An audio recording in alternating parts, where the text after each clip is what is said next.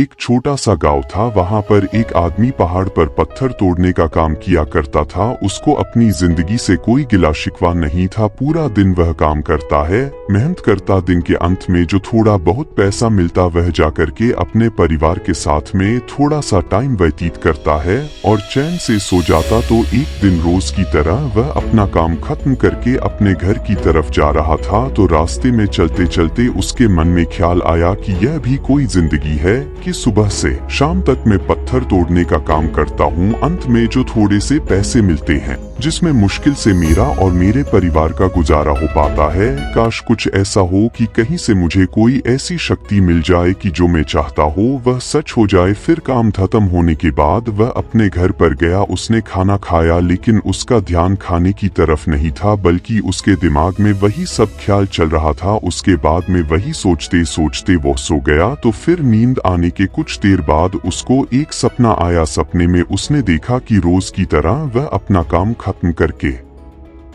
अपने घर लौट रहा था। रास्ते में उसने बहुत ही आलीशान और बड़ा घर देखा और उसके मन में आया कि काश यह घर मेरा होता है, मैं इसका मालिक होता। और उसके यह सोचते ही वह उस घर का मालिक बन गया। उसको यकीन ही नहीं हो रहा था कि जो उसने सोचा वह बन चुका है। लेकिन उसकी खुशी ज्यादा देर नहीं टिक पाई। उसको इतना शोर सुनाई दिया। उसने अपने घर के बाहर देखा कि बहुत बड़ी रैली निकल रही है जिसके बीच में पॉलिटिशियन है जो ऐसे ऐसे हाथ हिला रहा है। और वहां पर जितने भी लोग खड़े थे सब उसके नाम के नारे लगा रहे थे, उसके आगे हाथ जोड़कर खड़े थे। सब उसको देखने के लिए तड़प रहे थे। तब उसको यह एहसास हुआ कि मैं कितना छोटा हूँ उसके आगे। फिर उसके अंदर से यह एक ख्याल उठा, काश मैं यह पॉलिटिशियन होता है, मेरे पास इतनी पावर होती जितनी कि इसके पास में है। बस उसका इतना सोचने की देर थी, वह पॉलिटिशियन बन गया। उसकी खुशी का ठिकाना नहीं था क्योंकि उसके आसपास में हजारों लोगों की भीड़ थी और सब उसको देखने के लिए तरस रहे थे, तड़प रहे थे। लेकिन उसकी यह खुशी भी ज्यादा देर नहीं टिक पाई। धूप बहुत ही तेज थी और उस पॉलिटिशियन को आदत नहीं थी गर्मी में रहने की। तो उस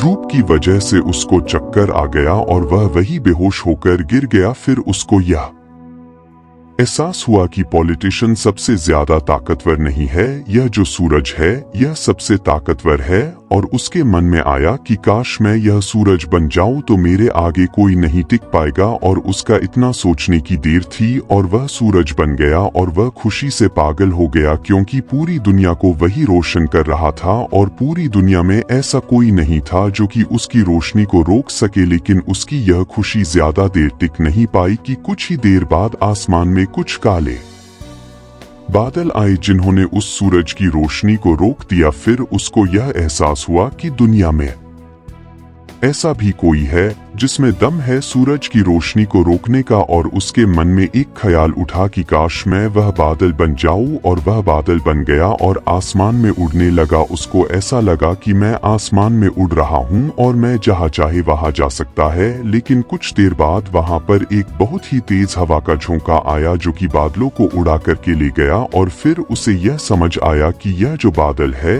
वह ये सूर्य की रोशनी को तो रोक सकते हैं लेकिन हवा को नहीं रोक सकते हैं। हवा उनको बहा करके ले जाती है। फिर उसके मन में आया कि काश मैं यह हवा बन।